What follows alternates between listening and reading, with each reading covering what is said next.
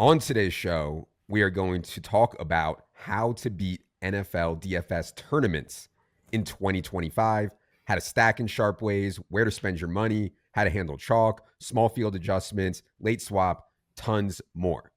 Let's get into it here. First thing that I think everybody needs to understand is stacking and how to do it in the right way. Stacking, for those who don't know, in DFS simply means pairing your quarterback with at least one pass catcher. When we first started doing this, not enough of the field was stacking. Now it seems like everyone is stacking. So, Brott, I know you looked at last year's data from Millie Maker and a couple other contests. What is the field doing with stacking now? And are there any edges remaining for us in terms of stacking? Yeah, so I think, like you said, the field has certainly caught on over the years that stacking is a good thing to do.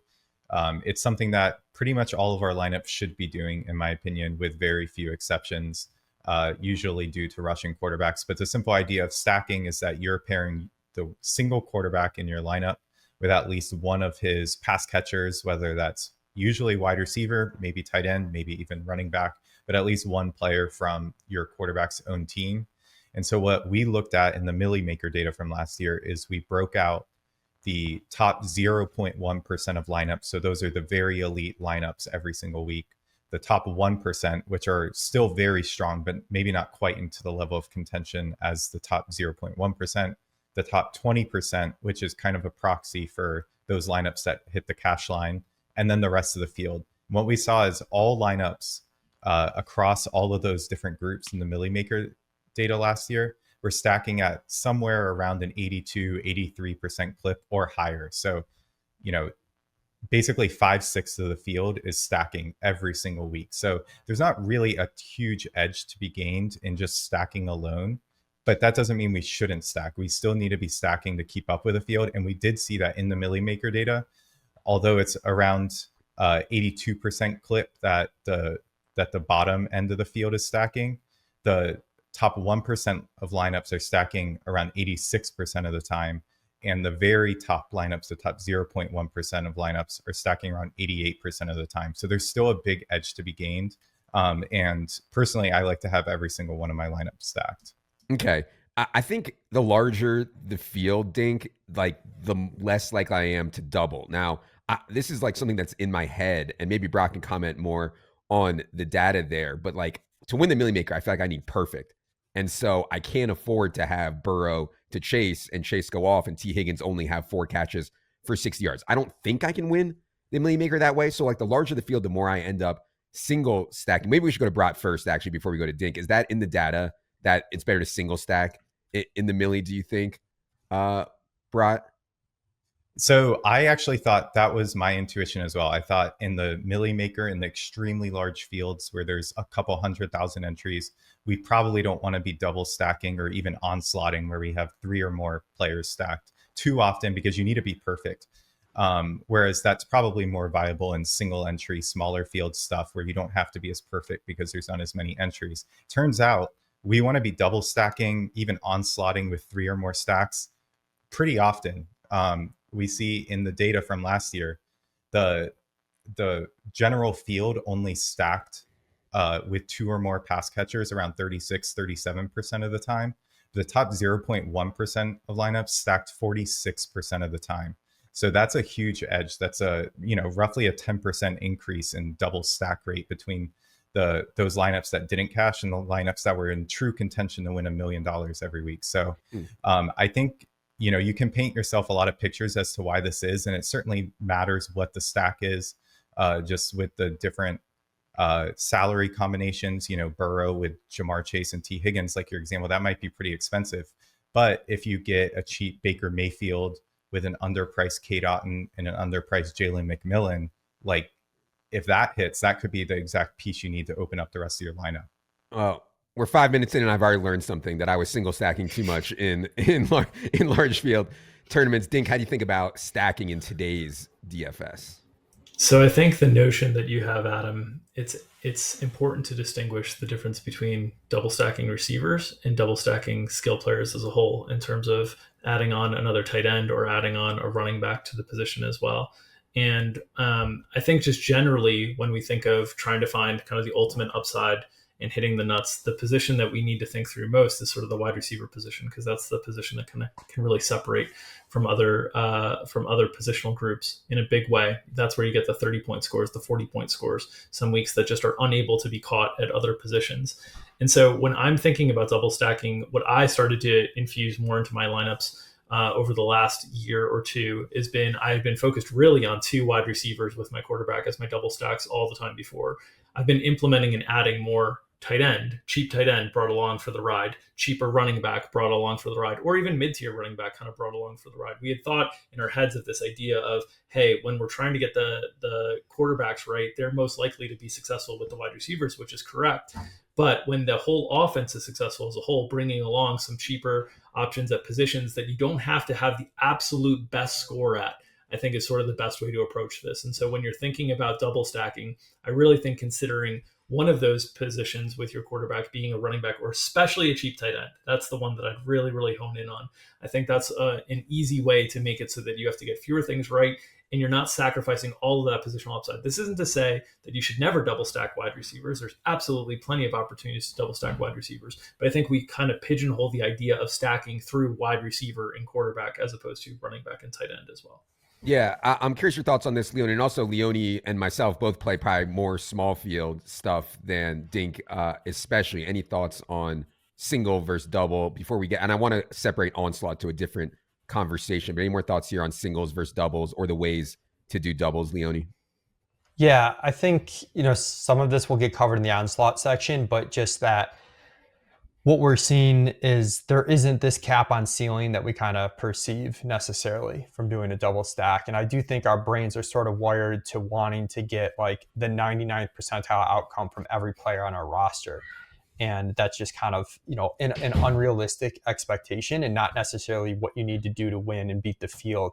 As good as these million maker winning lineups are, they're still not always the pure nuts. But the other thing I wanted to just mention, well, I think this data is like a really good launching off point.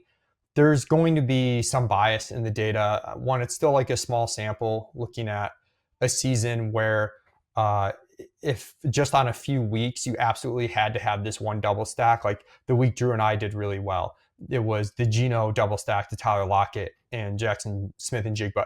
Every lineup, the vast majority of lineups in the top 1%, top 0.1% are going to have that double stack for that week.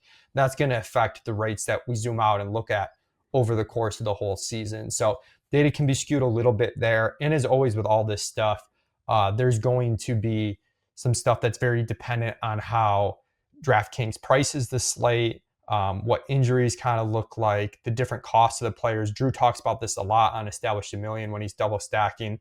It's like if I have Jalen Hurts, it's hard to maybe get there with Devontae Smith and A.J. Brown both being expensive and get the required passing points. But and he kind of mentioned this with the cheap tight end, but if you're in a situation where you've got more of a pocket passer and you've got 2 or 3 pass catchers at varying price points, there still might be room for all those players to hit their ceiling. And then the final thing, I do think there might be a little bit of bias, which we've seen in evaluating best ball data at times, where the players that are just better at DFS are doing certain things. So it can be tough to tease out, are you really seeing that the strategy is better or just the people that are doing the strategy are better? I do think the double stacking and stacking is underdone by the field, but it's also probably done by better DFS players in general. And it can be tough to tease out, exactly what's going on there. Yeah. Dink, one thing I want to note for our FanDuel brothers out there, we do not, and if anybody at FanDuel is listening to this, I mean, I know you guys are trying and we appreciate, DFS community appreciates it. We would love to be able to get historical data and download contest CSVs. The reason that we're talking about a lot of this from the DraftKings perspective is because we have decade of data because we're able to download the contest CSVs. Unfortunately, we still can't on FanDuel. So if anybody at FanDuel is listening to this, would love to be able to do that so we could analyze FanDuel data. Dink, any adjustments for you on single or double stacking when you're playing FanDuel, where it's so much more touchdown heavy than DraftKings? Yeah, I think the immediate, thought alongside that is that because the PPR bonuses, because we're sort of attacking passing volume on DraftKings, and that can kind of be had in bulk across different levels. But I really think And Mike alluded to this with it all depends on like the structure and the pricing of the week and different things. The other thing I'll note is bye weeks. The number of teams that are on bye, the smaller subset of games and different things, the more that the offenses can be condensed in terms of the touchdown scoring in just a few offenses. And so like you get a week where like this year, week 8, a ton of teams are on bye. You're going to have fewer games kind of on the whole.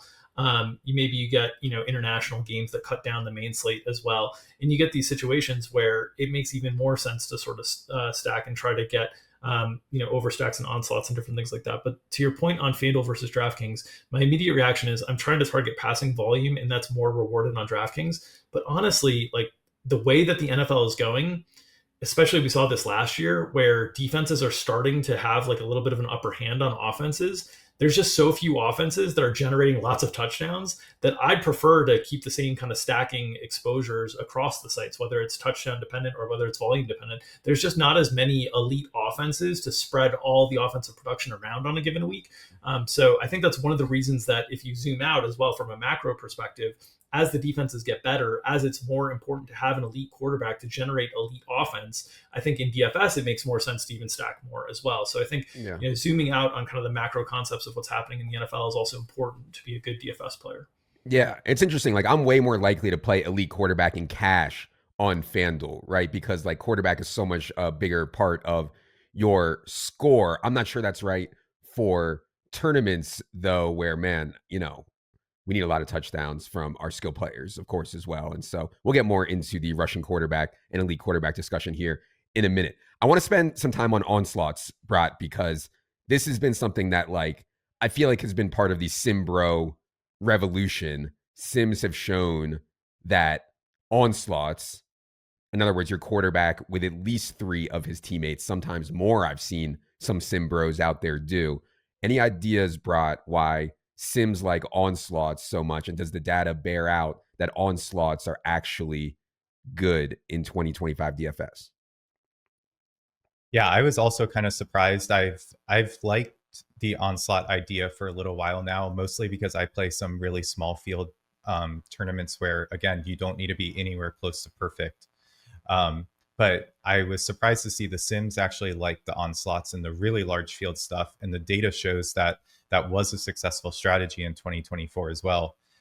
It's actually one of the biggest edges, I think, that the top 0.1% of lineups had in 2024 over the rest of the field, where the top 0.1% of lineups actually had an Onslaught in the Millie Maker at roughly an 8% rate. So that's quite high, where the Onslaught is a quarterback stacked with at least 3 of his teammates, whether that's running back, tight end, whatever it may be. And I talked about this a lot in the leverage column last season, where it's kind of, to Dink's point, you got to keep up with the kind of trends from a macro standpoint across the league. And scoring was just kind of down in 2024, at least for a little while there. There weren't that many games that kind of got nutty each slate, especially when we only had maybe 10 games on a slate, and you need to hit some of those ceiling outcomes, maybe not from every player, but at least from a handful of players. And if you just get that one game that goes absolutely nuts, it can easily drag the quarterback plus 2 of his pass catchers along. So even if you don't hit the pure ceiling from all 3 or even 4 of his pass catchers, just 3 of them could be enough. 2 of them could be enough if that extra player is just decent enough. So I really like the Onslaughts, especially for small field, but I definitely think it works in the Millie Maker too, and the data shows that. Yeah. I think in my head, it's like I need a 0.1 percentile outcome. And if I have a guy with 4 of his teammates, that seems really unlikely. However, when the Bucks go out and score 50 points, that might be a top 0.1% outcome, but that's what I need. You know what I mean? That's what I need anyways to do it. Leone, we mentioned macro trends with the NFL. This is something that I've really been wrestling with throughout the entire offseason. Was last year an outlier in terms of what happened with macro trends in the NFL? Are we going to revert to a bunch of this, kind of pass happy wide receiver scoring, or is it going to be more boomer ball here this year? And that certainly affects, I think, the way we build teams. Any more thoughts on the macro, Leone? I think it might revert a little bit, but we are seeing over the last handful of years that defenses are getting smarter, analytics are being used more, And at first was the offense kind of using this to throw more because the efficiency of a pass play was so much greater than a run play. Defenses have caught up to that, and they're going to encourage you to run a little bit. We had 8 teams last year with a negative PROE that was greater than negative 3.5%. Well, really less than, but more negative than that. On the positive side, we only had 2 teams with a positive PROE greater than 3.5%. So teams are throwing less frequently. The number of plays and pace was down. That's something Ben Gretsch talked about a lot on the offseason projection special that I did with him on Establish the Edge. And when you see that, it plays throughout in the data where there's just more room for that one offense that gets in the perfect game script or is willing to be super aggressive to vastly outscore all the other teams.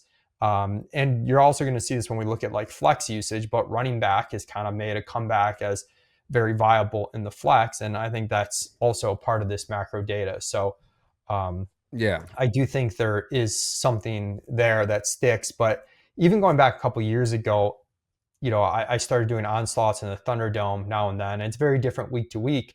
But I remember seeing like Osimo win the Millie Maker with like Derek Carr, Mac Hollins, Devontae Adams, and Josh Jacobs. And my mind was kind of blown because I was just like, that's too much salary. We're throwing in an expensive Josh Jacobs with an expensive Devontae Adams in there. But I think it just, to your point, Adam, about like you need a 0.1% outcome, that we kind of dismiss the 0.1% outcome on the team side and then kind of overvalue it in terms of being able to get it correctly at each individual spot. Yeah.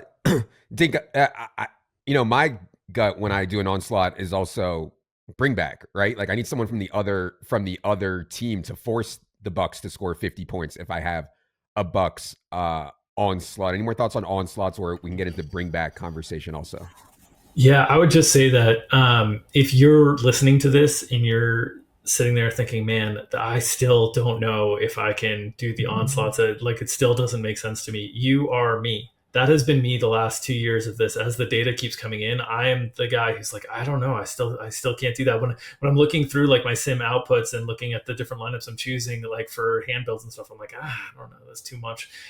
This is my biggest, weakness. My biggest leak in my game by far is being able to get comfortable with more of the onslaught stuff. So it's going to be a goal of mine this year to kind of infuse it a little bit more, especially into the larger field contests. It just feels so wrong on these like 2 game slates, 3 game slates. I'm comfortable. I'm like, oh, okay, I can do this. But on like a 10 game slate, I'm like, no, absolutely not. And the data has been clear for multiple years now.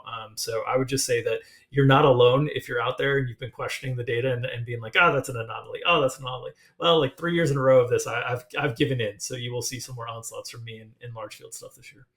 Okay, perfect. I wanted to get to the bringbacks. Before we do, if you plan to play DFS this year, I'm obviously biased, but think it's really hard to play DFS well without having an ETR in-season product subscription. We are by far the industry leader in projected ownership, accuracy. We know this because people like Brott and Leone are constantly back testing it for us. Also, access to Establish the Show with myself, Silva, and Wiggins. Establish the Million with Leone and Dink. Brott's leverage column, 3 Sunday shows leading up to lock, and tons more for DFS. For more on our in-season product, head to the content schedule, which is up in the NFL tab. Okay, bringbacks, Brott. I feel like a couple years ago, people thought the skeleton key was a bringback. They were like, oh my God, I solved DFS. I'm going to do a double stack, and I'm going to have a guy from the other team, right? So, I'm going to have a Justin Herbert double, and if they're playing the Bengals, I'm going to have T. Higgins or Chase Brown or Jamar Chase on the other side. Are people overdoing the bringback now, Brott? That was kind of my gut, that people have gone too far with jamming bringbacks into every single time they make a lineup. Or what do you think the status is of bringbacks in 2025 DFS? Yeah, I had also thought it's possible that the field had gone too far in the bringbacks because I was a little surprised the Sims don't always make you force in a bringback as much as I thought they would. I thought, the Sims would like lineups that would almost always have a bringback. But again, I think it's kind of slate dependent. I think it's game dependent based on what you're stacking and who the different options are.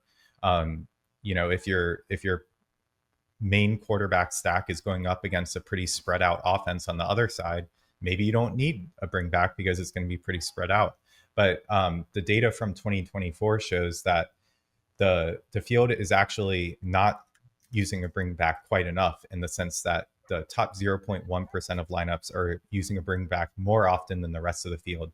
So in terms of using a single bring back, there's not really that much edge to be had. It's only roughly a 33% bring back rate for a single bring back for the majority of the field, versus a 36% rate for the top 0.1% lineups. The top 1% of lineups actually use it at a 37% rate. But where we do see the bigger edge to be had is actually in the double bring back, where it's pretty subtle. It's a small difference, 5.6% for the majority of the field versus 7.2% for the top 0.1%. But on a impact, the difference in that's a greater increase in percent. That's about a 28% increase from the rest of the field to the top 0.1%.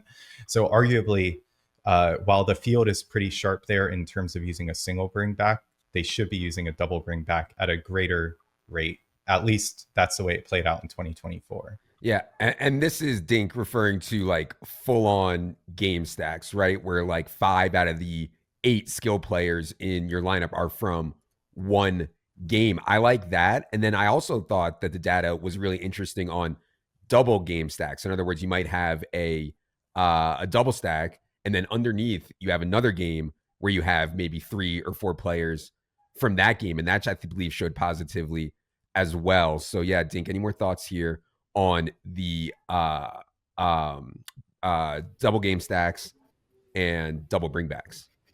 Yeah, the first thing that I'd note in general that I think I discount too many of these lineups as well. This is also like a leak for me, is single stacks with double bringbacks.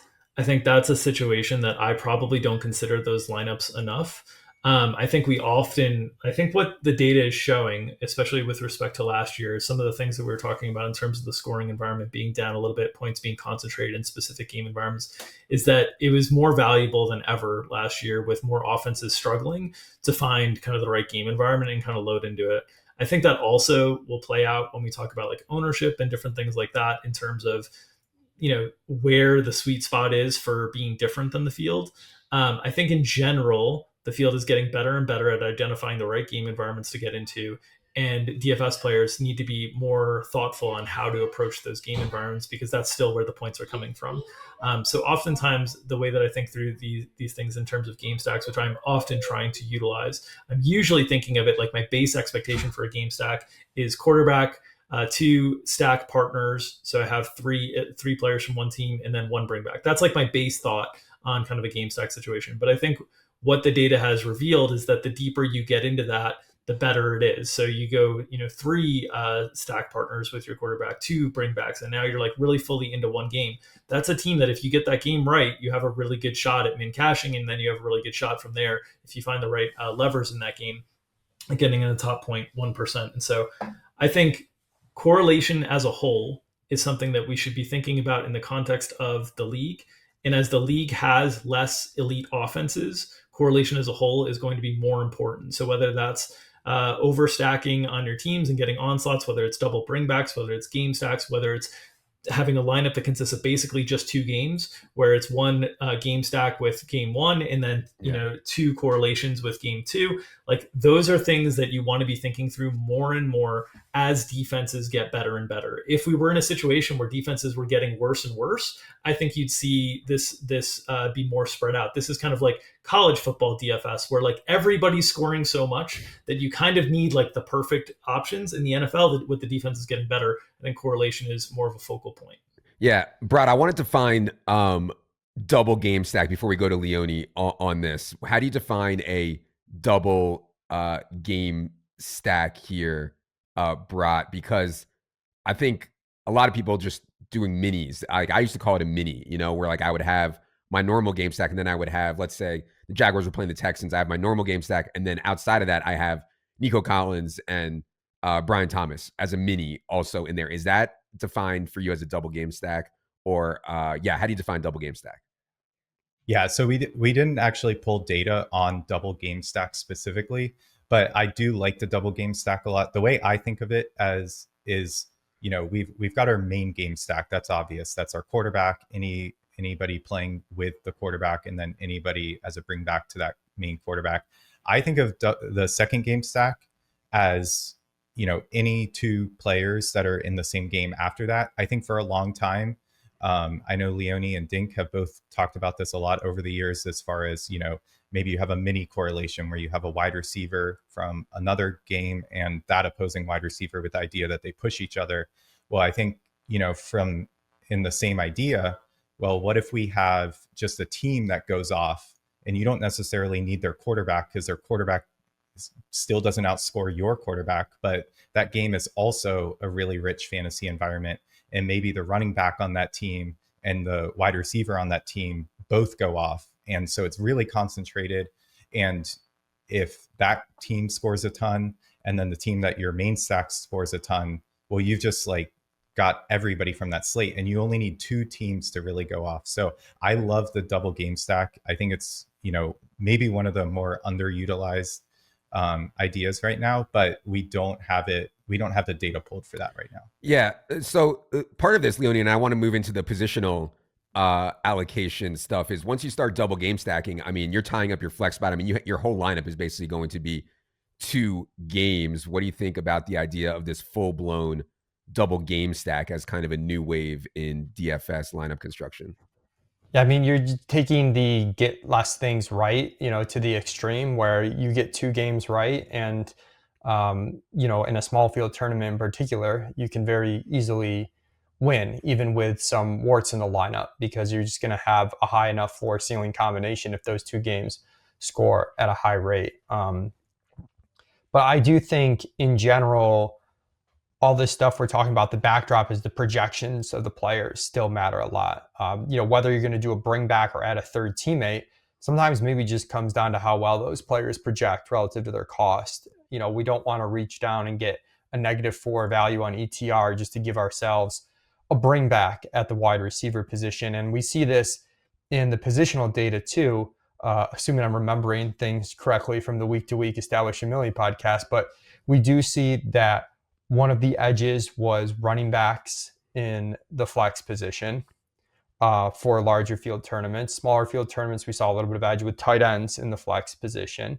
And I think a lot of that comes down to, if you recall, those were the positions that projected the best value. I mean, week in and week out, Drew and I were lamenting at how tough the wide receiver pricing was last year. So even though we have this idea that ceiling comes from the wide receiver position, relative to cost, the 6 to 7K running backs last year were underpriced, and the 6 to 7K wide receivers were overpriced. And then we also had a bucket of really cheap tight ends that might seem gross, might not seem like they have a ceiling, but just on a per dollar cost, just kind of the boring projection matters piece. So I think that's really important. And in terms of the average spending, you might be making a face at tight ends in flex, because I know that goes against what you say. But one thing that goes for you, Adam, is the very top teams in the Millie Maker did spend less at flex. And it kind of cascaded down, where the full field spent the most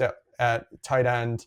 The top 20% spent a little less. The top 1% spent a little less than that. And the top 0.1% spent a little bit less than that. Right. So what you're saying is that punting at tight end last year actually was correct.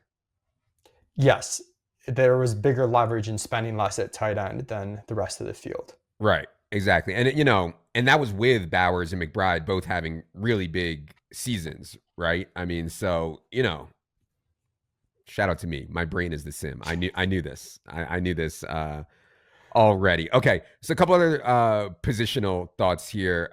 Brott, any data for you on optimal flex positions? Leone just talked about how last year, I kind of agree that it just comes down to like the values. I normally like to play wide receiver in flex and tournaments on DraftKings, but last year I was playing a ton of running back in flex because they were just the best plays, and like at some point you just have to play the best plays. Any thoughts on who to play in your flex here? What positions to play in your flex, Brott? Yeah, from 2024 alone, it was clear that the very best lineups, whether it was in small field or in the Millie Maker, the very best lineups were using running back and flex more than the field was, and the majority of the field was overutilizing wide receiver and flex. I was certainly utilizing wide receiver and flex at a pretty high rate. I felt like I was, probably giving myself less odds to hit a really high end outcome, playing these more volatile wide receivers that were probably overpriced in DK salary relative to the rest of the slate. But I felt like if I hit, I could really hit. But it turns out that it was correct to play more running back and flex last year. I think part of that is the positional, just the way the salaries were allocated to each position on DraftKings last season, combined with the fact that it's really difficult to find kind of a viable running back on DraftKings anymore that's like cheaper than 5,500 or so. They've really priced the running back floor up over the years. And then also just looking on a raw points basis, if you look at the top, 5 or very high end positions, the very high end outcomes at each position each week, and you just average them together over the season, you can see year over year, the wide receiver scoring is down just slightly, half a point or a point each year, whereas running back is actually trending up. So I think it's a combination of the raw points and the positional salary allocation on DraftKings. Leone, any more thoughts on flex usage here for 2025? Yeah, I'd say it might seem confusing at first for us to be talking about, do onslaughts and do heavy stacking and then use running back and flex, because I think the natural inclination there is like, well, if I'm stacking, I'm using up wide receiver spots. And I think there's two things here. One, if you're trying to mesh those two concepts, the easy conclusion is to include more same team running back into your stacks, which goes along with the onslaughts, which are quite often multiple pass catchers and a running back as opposed to 3 pass catchers. So I think that's one of the ways to look at that, is to just include that running back. Yeah, what I would say is one thing that stuck out to me last year is running backs that didn't correlate with their quarterback actually smash. Like, I would never play Lamar Jackson with Derrick Henry, and they're out there shoving it down my throat for like 80 points combined every week. Same with Jalen Hurts and Saquon Barkley. They had some huge weeks together as well. They didn't seem to correlate that well either. Do you think that was outlier, Leone, or are you going to consider playing like Lamar and Henry on the same teams here this year?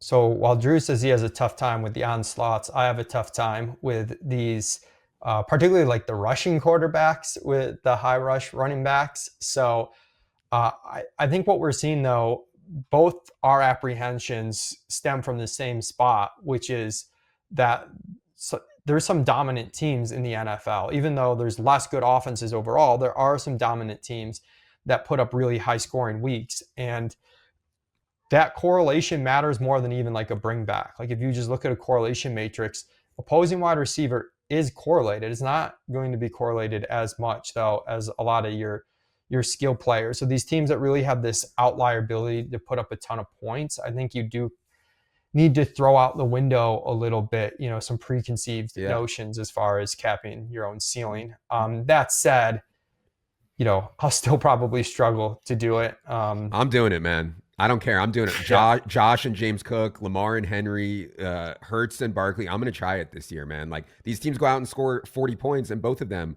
go nuts, Yeah, absolutely. Yeah, I'm doing it. Okay. One last thing, Ahead, if I could there. I just want to reiterate, past performance is not indicative of future results. We've been on this podcast in the past talking about wide receiver in flex. What happens? DraftKings changes the pricing because we talked about wide receiver in flex because DraftKings had raised the floor on the running back pricing in a way that Sam Brott had talked about throughout, in terms of like, it's harder to find those cheap running backs. So, okay, now we gravitate towards wide receivers and flex. All of a sudden last year, DraftKings pricing much more aggressive on wide receivers, and it's forcing some of these even double tight end strategies that don't feel good. They don't feel, but literally, if you looked at the optos in terms of what they were getting from projections alone, you were getting tons of double tight end lineups last year. And you're like, I don't want to play this many double tight end lineups. I don't want to have tight end and flex. And this all gets back to the point that Leone was making in terms of the projections, and using the projections and the value as like a basis for where you're making these lineups, because ultimately we can give you guidelines or guardrails in terms of what's worked in the past and whatnot. But as soon as the pricing dynamics change or adjust, you have to be ready to adjust with where the value is. And so last year, a lot more of the value was on the tight end side, and that made those double tight end lineups more playable than ever before. And it wasn't just that there was value on the tight end side, it was that there was a lack of value at the wide receiver position that was kind of forcing this.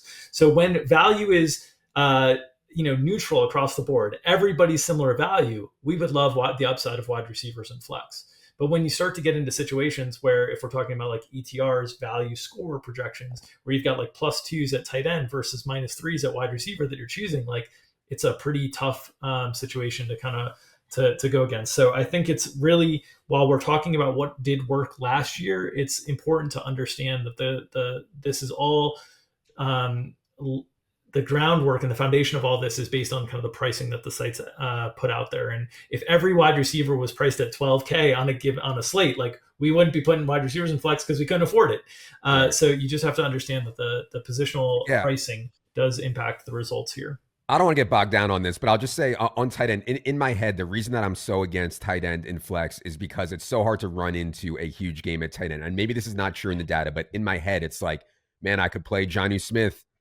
at 3,200. Like, what am I possibly getting from that? Whereas, all right, maybe I can take a shot on like Dante Thornton and he could run into like a 50-yard touchdown. That's not happening for these dusty tight ends. So like if I'm just trying to get lucky and find a ceiling at the flex position, that's why I often lean away, but I'm pretty sure, that's not necessarily data. Go ahead, Dink. Sorry. Well, the problem I got bad news for you on. I know Johnny Smith went nuts. That that was a bad example. Okay. the bad news I have for you though is that those like one play 50-yard touchdowns aren't happening in the NFL nearly as much because of the way the defenses have adjusted. So it's much harder to get there with one play for a cheap player. So now the volume is starting to outweigh the one player that can get there kind of on a broken play. And so it's just sort of the nature of the game evolving from a defensive perspective that they've cut off a lot of those really big plays. The other thing, while you're not going to get the 50-yard touchdown from the tight ends, the TD rates that are the highest on a per target basis are low volume tight ends. Yeah. Like they have the highest they're most likely to find a score. And that was, more of a small field finding using the cheap tight end and flex. But that's where, again, we don't necessarily need the pure nuts as much. We just get someone that pays off their tag and lets us get in, the better plays elsewhere. It lets us get the premium stacks of these premium teams is, an important thing. I want to spend just a minute here before we get to ownership on elite quarterback, because I think it's important.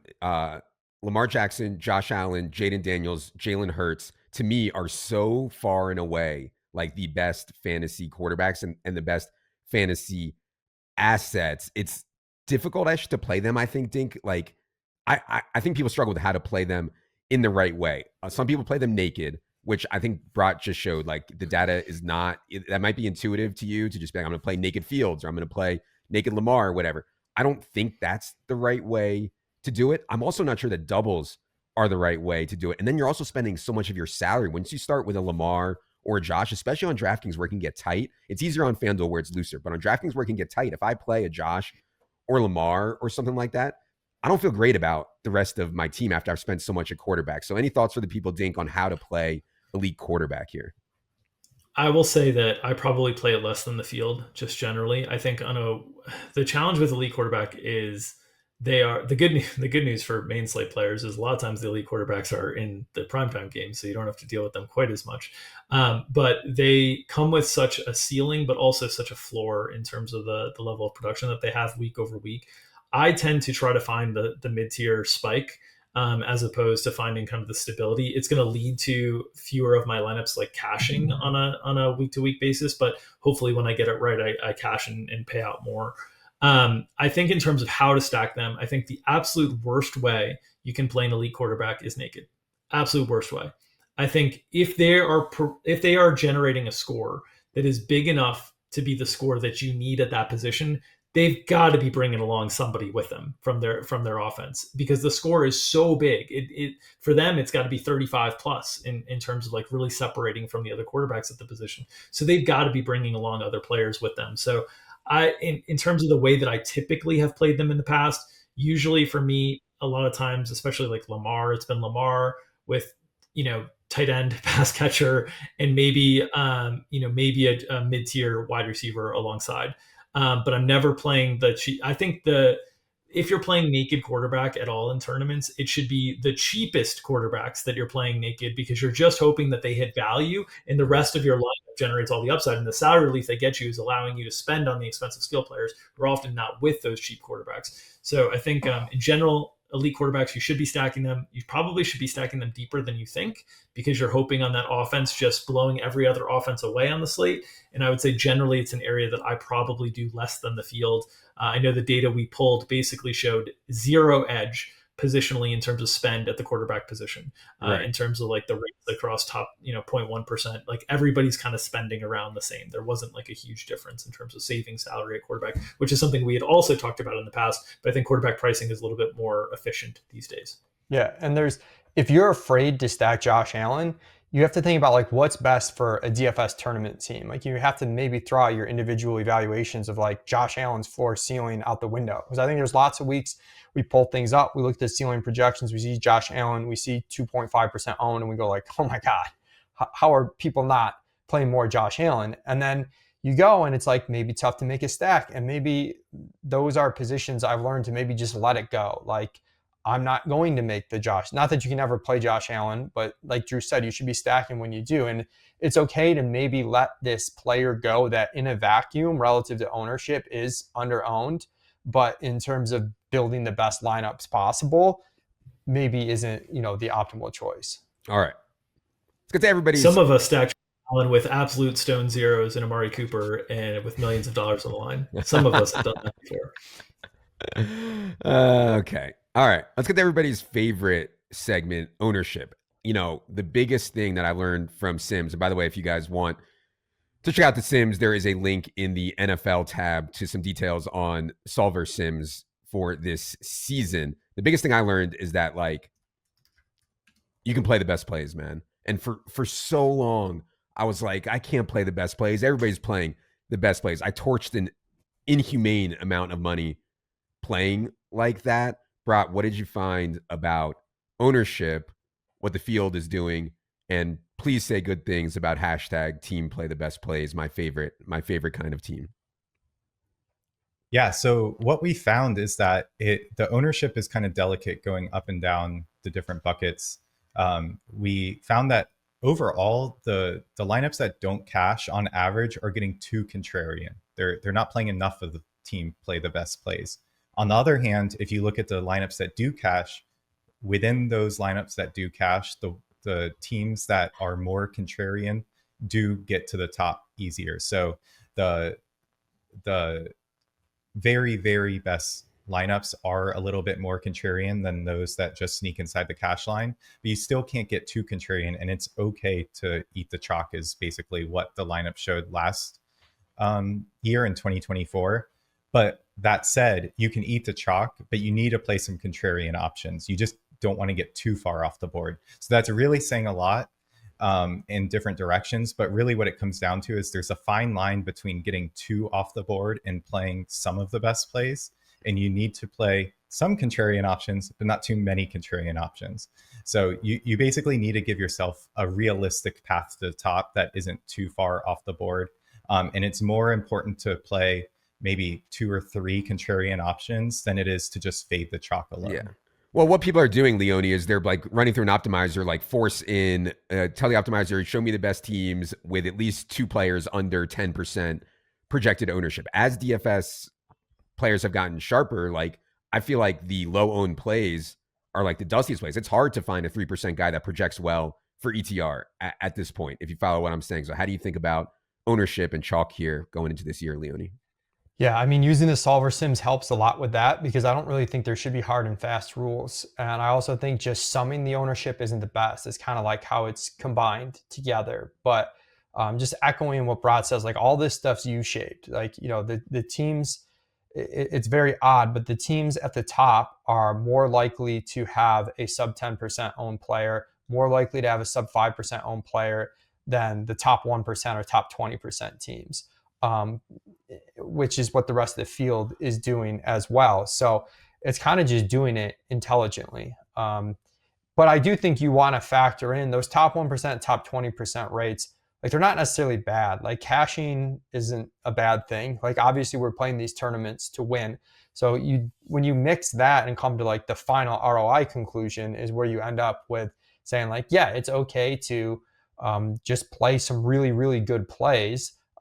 Just be wary of mixing in some low ownership plays as well. So there's not really like a very firm, I think like, one thing that you should be doing other than that you shouldn't be going totally crazy contrarian. Just clearly seems wrong. But outside of that, it's going to be also be very different from week to week and how you perceive the players. Like there was a week where Zach Moss was going to be like insane ownership last week. We had such a good projection on him that the Sims said to play him. If we had a projection that was a few points lower, the Sims would say not to play him. So you can't just say like, oh, play the top owned guy each week and then get unique around him. It's going to be very different based on how you actually perceive and project the players week to week. Well, I think people are going to listen to this and say, okay, that's great. I need to play some chalk and I need to play some guys under 5%, under 10%. How do I find the guys to play under 5 and 10% when the DFS field is getting sharper? One way that I think about it is like if I'm stacking, let's say I'm stacking, I have Baker or something like that. Well, if Baker goes off, which I'm going to need, maybe some low owned piece on the Bucks, like their third receiver or tight end or their pass catching like Rashad White or something like that is going to be low owned. And yeah, it doesn't project great, but it's going to be unowned. And if Baker goes off, maybe he brings that guy with him. So that's the one way that I think about finding low owned guys. Any other advice for people, Dink, on finding the low owned guys to play to mix in with your chalk? Yeah, it's a difficult conversation to have because in reality, there is a fine line between genius and insanity. I often test this line on Establish the Million by throwing out names at Leone each week. There's genius like Quez Watkins, and there's insanity, like the Bears' third string running back that I'll float from time to time. But ultimately, I think when you're looking for lower owned plays that still are more likely to be genius than insanity, I think you are looking at two buckets. The first bucket is the one that you just talked about in terms of correlation, which is this low owned piece correlated with a bet that I'm already trying to make on the rest of my lineup in terms of a game stack, quarterback stack, so on and so forth. I think that's the most stable bucket to bet from. I think the next best bucket is, and we talk about this all the time on Establish the Million, is trying to identify the plays that project just fine. They project really solidly and just fine, but for whatever reason, they're the 7th best play at their position, the 10th best play at their position. They're just not going to get utilized by the field in a way. Those are plays that if they projected 2 points better, like one catch better, essentially, they would be played much more than 3 times more by the field. I think those are the types of buckets and plays that you want to look at as well. And when you can find those combinations where it's that type of play in a correlated spot that you also have, I think those are the best types of GPP plays as a whole. Yeah. And I also think like the archetype of player, right? Like let's say, there were weeks, maybe 2 years ago, like AJ Brown projected, like Dink said, fine. Okay. And like, yeah, they could go really low volume and AJ Brown could have 8 fantasy points, but man, AJ Brown can hit for 30 balls, you know what I mean? And more. And so these players that have like kind of wider range of outcomes that aren't owned, Jameson Williams comes to mind, although I'm sure he'll be very owned this year, at least at the outset. But yeah, we try to go over those players every week in kind of the content established show, Establish Million, leverage, etc. All right. Some random thoughts here, Brott. What about wide receivers against your defense? Any thoughts on playing, like, let's say the Bengals are playing the Chargers. I'm using Chargers defense. Can I still play Jamar Chase or T. Higgins against the defense that I'm using? Yeah, I think it's definitely viable. I think it's something that years ago I probably wouldn't have been very interested in. I'm not saying that I am very interested in it now, but just playing so much Showdown has certainly opened my eyes to all the different combinations that you could possibly, have a lot of success with. I looked through all the different Millie Maker winners last year as we were pulling all this data, and there was one that won last year. It was the second largest Millie Maker of the entire season. It had 300,000 entries in it, and it straight out won with 2 wide receivers stacked against the opposing defense. So it just shows, if you get the right game environment, it can absolutely happen. I think that one was the Browns had 2 wide receivers for the Browns against the opposing defense. So you get the right quarterback set up, it can absolutely happen. Yeah, I'm not sure I'm They going call to it the Kirk Cousins is what Yeah, they well, call it. the pick six stuff. Yeah, I'm not sure I'm gonna do that. I'm not sure I'm gonna do that much, Leone. But especially in like small field, I don't know. But yeah, any more thoughts on that and any other specific situations you want to mention? If you're going to do that, I think you want to know it's an offense that's just going to throw the ball and drop back to pass a whole bunch of times. That's where you get like sacks, turnovers, big plays, but you also get the reception volume that matters a ton on DK. And generally, too, I'll do it with a cheaper player that could get there on like, 6 for 80 is like a pretty good day for like a really cheap wide receiver. But I'm with you. It's less of a small field play.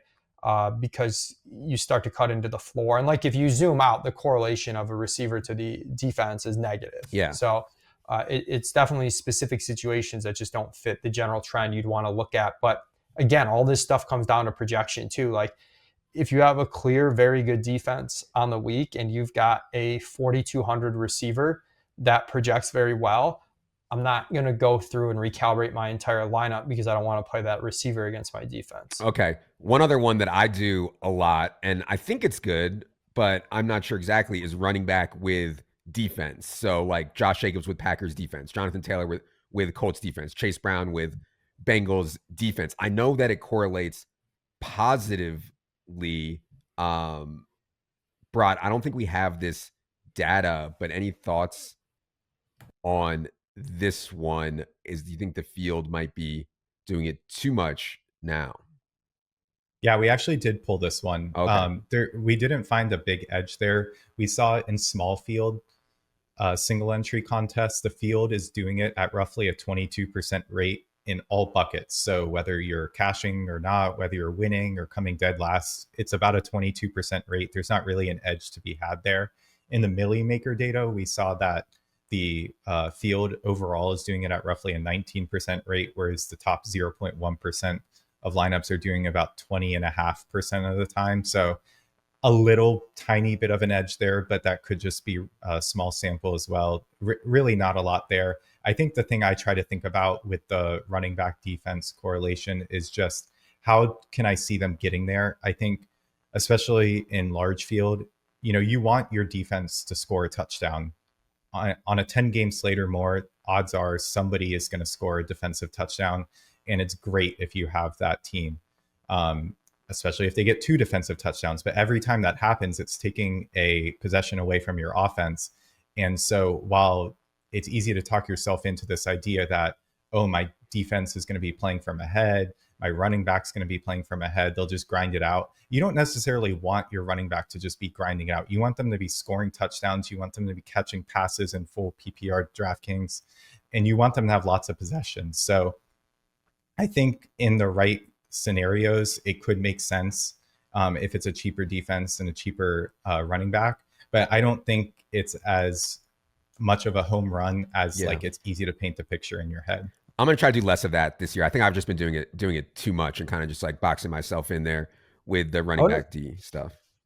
I probably like it a little bit more than Brott, but I do think you want to think through what type of running back you have, and if it's like a really game script dependent running back, it makes sense. Even if you lose a possession, just having that game go a certain way. But then just like more broadly, wanted to clarify a couple times we mentioned no edge on things, whether it was the RBDST or the Bringbacks.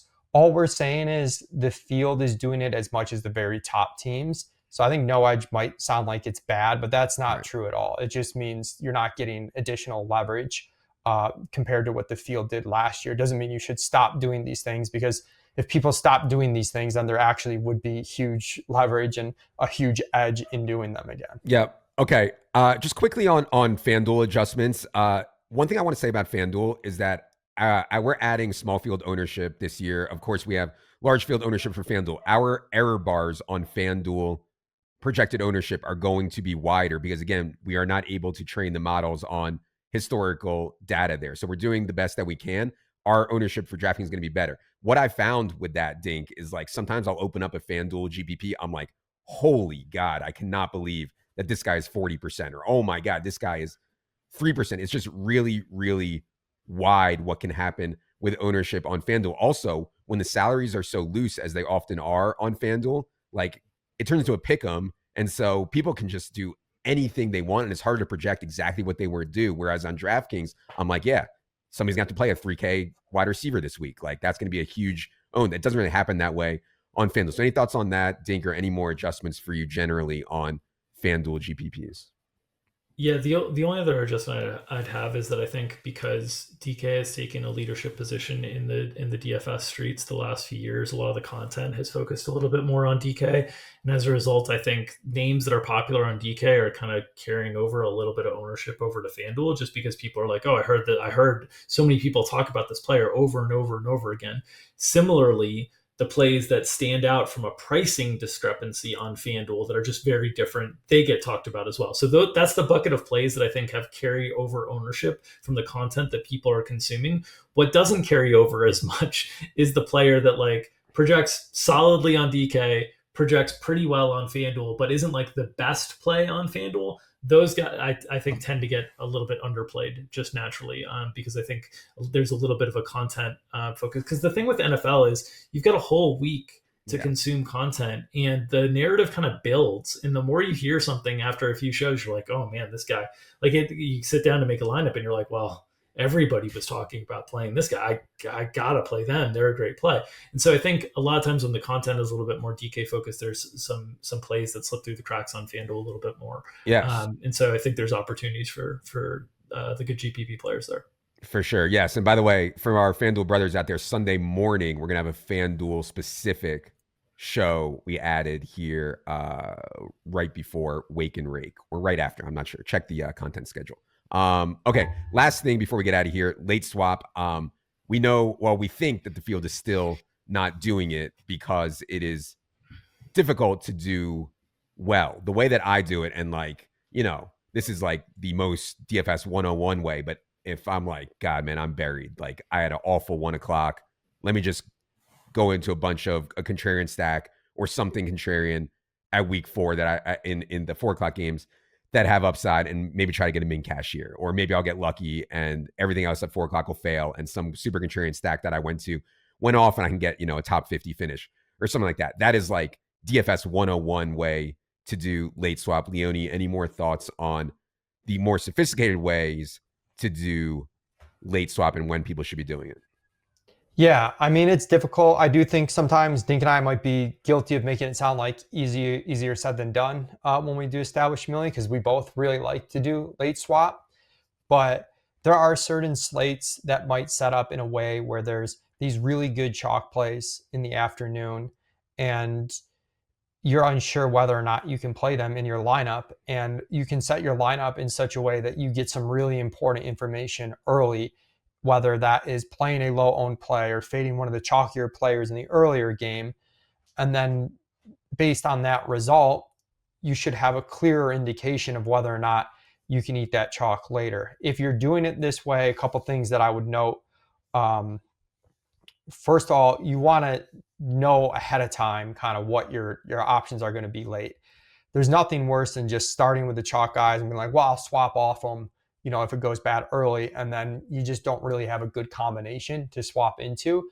So you kind of want to pre-plan a couple levels of swaps, like the emergency swap, the I have the nuts swap, and then like maybe something in between. The part that's difficult is just really knowing, like, do you have a shot to win or not? Or are you just going for a min cash, and like what you need to do both? And it's easier as the field gets smaller, and you can kind of look at some very specific lineups in smaller fields and sort of back into what they have or who the most popular player is likely to be on these really top performing lineups. If you think you have a chance to win, sometimes getting a little contrarian is the move. If you think your lineup's very good but pretty dead to win, there's just a combination you're not going to beat, sometimes the move then, especially with how top heavy these contests are, might be to eat the chalk and just take on the min cash, because you don't want to risk not cashing if your upside's already capped at 5th, 6th place, which in some of these tournaments is like a huge reduction from 1st to 2nd already. And then if you just think you're like dead to cash, you know, you obviously want to get very contrarian. Would never give up on a lineup, even if it's like a 1%, or you'd be surprised at, you know, the odds Yeah. that just something weird happens with, a receiver that projects 5 points less than another receiver just runs into 102, and all of a sudden, you come away with a min cash.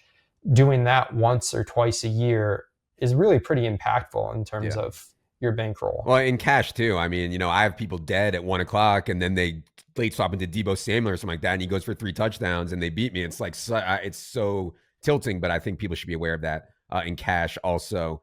Okay, Dink, anything to add on late swap, or you think we're good to wrap up here? I think mostly good there. I would say I guess the way that I put it, which I think Mike basically expressed, is if you are unsure, but you think you have a chance to win because you have a really good lineup, meaning that you don't have like the nuts at every position to start, get different. Like just in general, it's like the Monty Hall problem, sort of, where like I think just by getting different, you increase your chances just generally if you have like solid lineups. If you have the nuts, you can start like looking through like what are the best plays and kind of working from there. And then I would also, the thing that I think most people don't realize is when you're evaluating how good of a start you have to evaluate more than just what's in your lineup. You have to evaluate what's not in your lineup and what's likely in your opponent's lineups. And so you could have a start that has like a cheap tight end that gets you 8 points, and you're like, well, this isn't the nuts. But if a 40% owned player, underperformed or just had like an average game or something like that, you are starting to be ahead. The more of those spots that you line up, the more ahead you are, even if you don't have anything in your lineup. So sort of understanding that really when you're evaluating late swap, I think everybody's so focused on what they have in their lineup, you have to think about what else is out there. Similarly, if you have a great start, you have a 2% player that goes for 25 that was 5K, and you're like, this is amazing. But there's some 40% owned player that went for 40. You're way behind.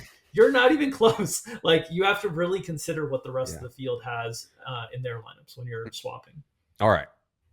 I hope this was helpful for people planning to play DFS this season. It's a bit difficult to talk about this stuff generically, the slate specific stuff and concepts where we apply these strategies to the slate specific, obviously I think is way more valuable. And we try to do that every week through the projections. And then also, of course, ETM, ETS, and Brott's leverage. So again, be sure if you plan to play DFS to check out the in-season product on establishthorun.com.